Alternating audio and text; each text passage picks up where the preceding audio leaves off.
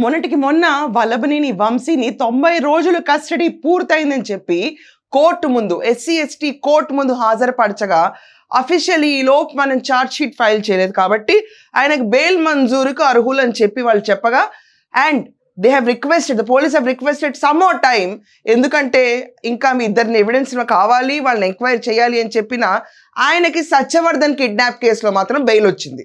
కానీ వల్లభనేని వంశీ మాత్రం బయటకు రావట్లా.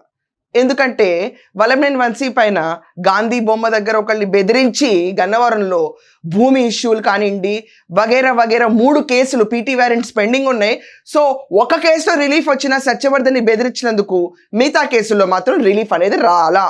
అండ్ వల్లభనేని వంశీని మొన్న కోర్టుకు తీసుకొచ్చినప్పుడు ప్రతి ఒక్కళ్ళు చూసే ఉంటారు, చెయ్యి అడ్డం పెట్టుకుని తగ్గటం, పక్కకు తగ్గటం, ఇలా తగ్గటం, పాపం స్ఫుటం అన్నీ వస్తున్నట్టున్నాయి. I don't no.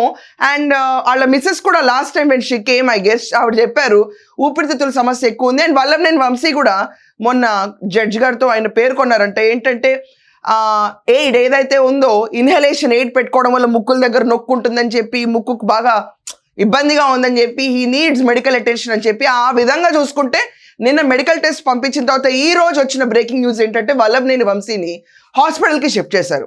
హాస్పిటల్కి ఎందుకు షిఫ్ట్ చేశారంటే బేసికలీ ఊపిరితిత్తుల ప్రాబ్లం, అదంతా కాకుండా 20 కిలోల బరువు కూడా తగ్గిపోయాడంట వంశీ. ఈ పర్టికులర్ ఇష్యూ పైన అతన్ని హాస్పిటల్ షిఫ్ట్ చేసి రైట్ నో ట్రీట్మెంట్ స్టార్ట్ చేస్తున్నారు.